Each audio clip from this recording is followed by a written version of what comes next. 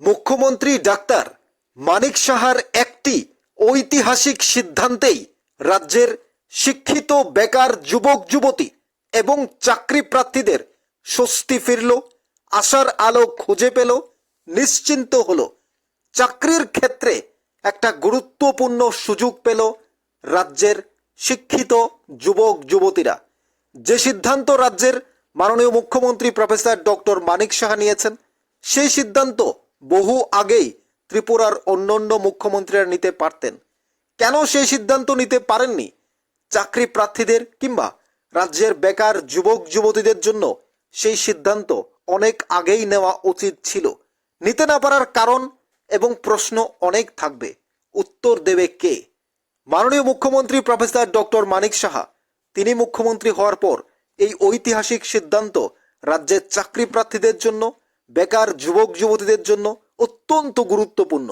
কারণ আমাদের রাজ্যের চাকরির ক্ষেত্রে বিভিন্ন রাজ্য থেকে এসে অংশগ্রহণ করে এবং তারাই সেই সুযোগটা গ্রহণ করত বিভিন্নভাবে সমস্ত ক্ষেত্রে।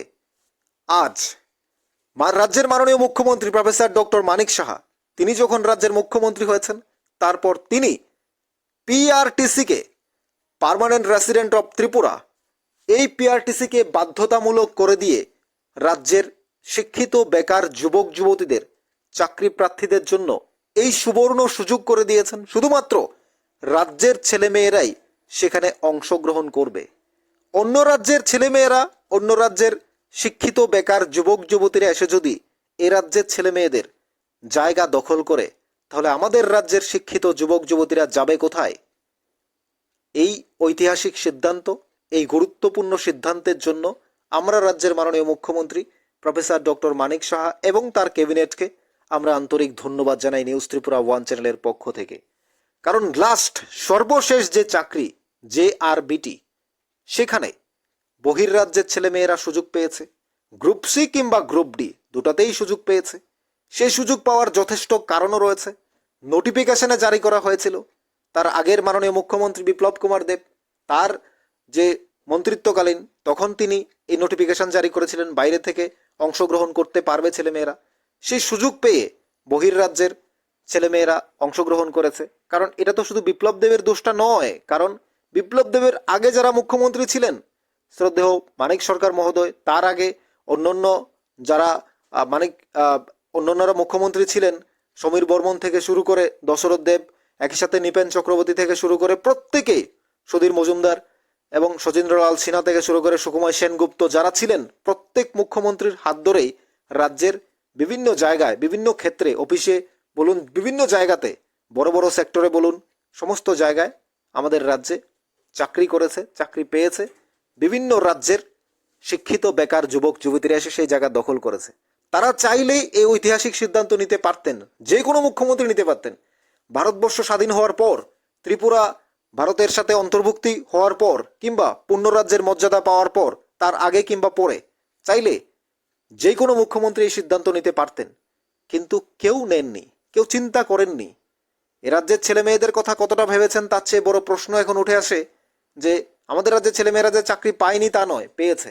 কিন্তু বহির্রাজ্যের ছেলেমেয়েরা সুযোগ পেয়েছে, অনেক পেয়েছে, অনেক চাকরি হয়েছে, অনেক করছে। Last JRBT group C group ডিতেও হয়েছে, সেটাও আমরা দেখেছি।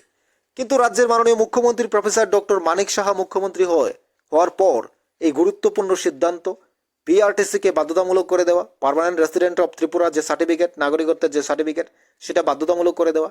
এখন শুধুমাত্র রাজ্যের ছেলেমেয়েরা, শিক্ষিত বেকার যুবক যুবতীরা, তারাই শুধু লড়াই করবে তাদের মধ্যে। অন্য রাজ্যের ছেলে মেয়েদের জন্য কোনো সুযোগ সেখানে থাকলো না।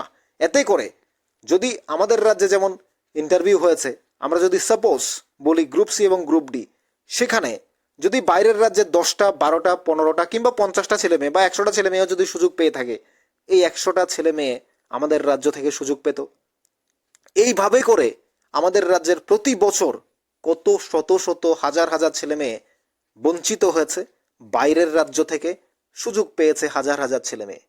কিন্তু সেই জায়গাটা এবার নিশ্চিন্ত হলো রাজ্যের মাননীয় মুখ্যমন্ত্রী যখনই আমাদের রাজ্যের মুখ্যমন্ত্রী হয়েছেন।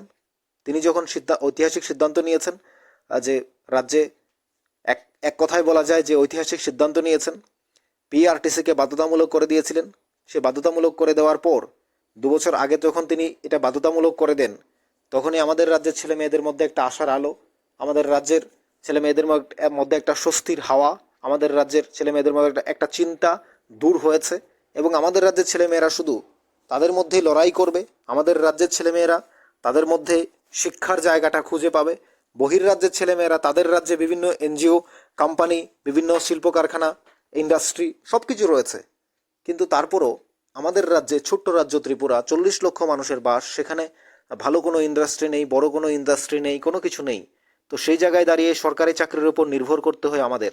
তো সেই জায়গায় দাঁড়িয়ে এই যে বহির্রাজ্যের ছেলেমেয়েরা যে 10টা, 15টা, 20টা, 100টা যদি প্রতি বছর যদি 400-500 চাকরি দখল করে নেয়, জায়গাগুলো দখল করে নেয়, তাহলে আমাদের রাজ্যের ছেলেমেয়েরা যাবে কোথায়? তো সেই জায়গায় দাঁড়িয়ে রাজ্যের মাননীয় মুখ্যমন্ত্রী প্রফেসর ডক্টর মানিক সাহা যখন এই সিদ্ধান্ত নিয়েছেন, এই ঐতিহাসিক সিদ্ধান্ত নিয়েছেন, পিআরটিসিকে বাধ্যতামূলক করে দিয়েছেন, এখন থেকে সেটা হোক আমাদের রাজ্যের টিপিএসসির মাধ্যমে হোক কিংবা জেআরবিটির মাধ্যমে হোক, অন্যান্য যে কোনো ক্ষেত্রে হোক, পরীক্ষা নেবে মানে সাথে সাথে আমাদের রাজ্যের ছেলেমেয়েরা আগে সুযোগ পাবে। এই ভুল তিনি করেননি, প্রত্যেকটা মুখ্যমন্ত্রী চাইলেই করতে পারতেন। কেন করেননি সে প্রশ্ন আমরা তুলতে পারি, কিন্তু উত্তরটা কে দেবে? কোন কারণে করেননি? তাদের ক্যাবিনেট কেন এই সিদ্ধান্ত নেননি যে প্রতি বছর? সেই সময় কি আমাদের রাজ্যের ছেলেমেয়েরা কোয়ালিটি ছিল না? অবশ্যই ছিল, না হলে আমাদের রাজ্যের ছেলেমেয়েরা চাকরি পেত কি করে? কিন্তু এই যে বঞ্চিত করা হয়েছে দিনের পর দিন, বছরের পর বছর আমাদের রাজ্যের ছেলেমেয়েরা বঞ্চিত হয়েছে, তার দায়ভারটা নেবে কে? আমি একজনকে স্পেসিফিকলি বলছি না। আপনারা লাস্ট জেআরবিটির মাধ্যমে দেখেছেন কতগুলো ছেলে মেয়ে সুযোগ পেয়েছে। তো এমন করে এটা হোক 2 জন কিংবা 10 জন কিংবা 50 জন, যাই হোক সুযোগ তো পেয়েছে, তাহলে আমাদের রাজ্যের ছেলেমেয়েরা সুযোগ পেত সেই জায়গাতে, সেই পোস্টটা আমাদের রাজ্যের ছেলে মেয়েদের দিয়ে পূর্ণ হতো, আমাদের রাজ্যের ছেলে মেয়েদের বেকারত্ব কমতো। তো সেই জায়গায় দাঁড়িয়ে রাজ্যের মাননীয় মুখ্যমন্ত্রী প্রফেসর ডক্টর মানিক সাহা যখন এই পিআরটিসিকে বাধ্যতামূলক করে দিয়ে একটা সুন্দর পরিকল্পনা গ্রহণ করে রাজ্যের ছেলে মেয়েদের একটা স্বস্তি দিয়েছেন, এবং এখন থেকে যত চাকরি হবে, যাই হবে, আমাদের রাজ্যের ছেলে মেয়েরাই সেখানে শুধু অংশগ্রহণ করবে। বহিরাজ্যের ছেলেমেয়েরা অংশগ্রহণ করতে পারবে, কিন্তু কোনো চান্স নেই, কারণ তাদের যে পিআরটিসি নেই। পিআরটিসি থাকতে হবে, যে পিআরটিসি মধ্য দিয়ে আমাদের রাজ্যের ছেলেমেয়েরা প্রথমেই সুযোগ পাবে। অর্থাৎ এই যে ঐতিহাসিক সিদ্ধান্ত, এই যে যুগান্তকারী সিদ্ধান্ত, সময় উপযোগী সিদ্ধান্ত, যে সিদ্ধান্ত নিয়েছেন রাজ্যের বর্তমান সরকারের মাননীয় মুখ্যমন্ত্রী প্রফেসর ডক্টর মানিক সাহা এবং তার ক্যাবিনেট, আমরা আন্তরিক ধন্যবাদ জানাই তাদেরকে। আমাদের রাজ্যের যে চাকরিগুলো বাইরে চলে যেত সেটা আর যাবে না, সেটা আমাদের রাজ্যেই থাকবে। রাজ্যের ছেলেমেয়েরা যারা শিক্ষিত বেকার যুবক যুবতী রয়েছে, চাকরি প্রার্থী রয়েছে, তাদের মধ্যেই এই বন্টন করা হবে, তারাই এই সুযোগটা পাবে। এই সিদ্ধান্তকে কিংবা রাজ্যের মাননীয় মুখ্যমন্ত্রীর এই ঐতিহাসিক সিদ্ধান্ত আমাদের রাজ্যের চাকরি প্রার্থীদের, বেকার যুবক যুবতীদের একটা নতুন আশার আলো দিয়েছে, একটা সুন্দর ভবিষ্যতের রাস্তা খুঁজে দিয়েছে, চিন্তা মুক্ত করেছে যে বাইরের ছেলেমেয়েরা চাকরিটা পেয়ে যাবে, আমি কি পাবো, ওই যে চিন্তাটা আর করতে হবে না। শুধুমাত্র এখন আমাদের ছেলেমেয়েরা, আমাদের মধ্যেই লড়াই হবে, কম্পিটিশন এমনিতেই বেড়ে গেছে। তো সেই জায়গাতে যদি বাইরের রাজ্যের ছেলেমেয়েরা সুযোগ পায়, সেটা আমাদের রাজ্যের ছেলেমেয়েরা কি করবে? অর্থাৎ সেই জায়গাতে দাঁড়িয়ে যে আমাদের রাজ্যের ছেলেমেয়েরা এখন সেই সুযোগটা পাবে। আর রাজ্যের মাননীয় মুখ্যমন্ত্রীর এই ঐতিহাসিক সিদ্ধান্তকে আমরা স্বাগত জানাই নিউজ ত্রিপুরা 1 চ্যানেলের পক্ষ থেকে। কারণ এই লাস্ট আমরা অনেকগুলো দেখাতে পারি, হাজার হাজার ছেলে মেয়ে এইভাবে চাকরি পেয়েছে। বহির্রাজ্যের ছেলেমেয়েরা রাজ্যের প্রত্যেক মুখ্যমন্ত্রীর সময় এই সুযোগটা পেয়েছে, তারা চাকরিটা করেছে, দখল করেছে, সেই রাস্তা খুঁজে পেয়েছে, তারা রাস্তাকে পেয়েছে বলেই এসেছে। কাউকে তো ইচ্ছা করে আসেনি, সুযোগ দিয়েছে, এসেছে, চাকরিটা করেছে। অর্থাৎ এই মুখ্যমন্ত্রী প্রফেসর ডক্টর মানিক সাহার সরকার, তিনি আসার পর সরাসরি এই রাজ্যে একটা গুরুত্বপূর্ণ যুগান্তকারী সময় উপযোগী সিদ্ধান্ত নিলেন। পিআরটিসিকে বাধ্যতামূলক করে দিয়ে আমাদের রাজ্যের ছেলে মেয়েদের স্বস্তির হাওয়া দিলেন, এবং এ রাজ্যের ছেলেমেয়েরাই আজ দারুণভাবে খুশি। আপনাদের কি মনে হয়? রাজ্যবাসীর কি মনে হয়? বেকারত্ব, যুবক যুবতীরা, শিক্ষিতরা, চাকরি প্রার্থীরা, আপনারা কি ভাবছেন? মুখ্যমন্ত্রীর এই সিদ্ধান্তে আপনারা কতটা খুশি জানাবেন কমেন্টস বক্সে। থাকুন নিউজ ত্রিপুরা 1 চ্যানেলের সাথে। চ্যানেলটিকে সাবস্ক্রাইব করুন, লাইক করুন এবং শেয়ার করুন।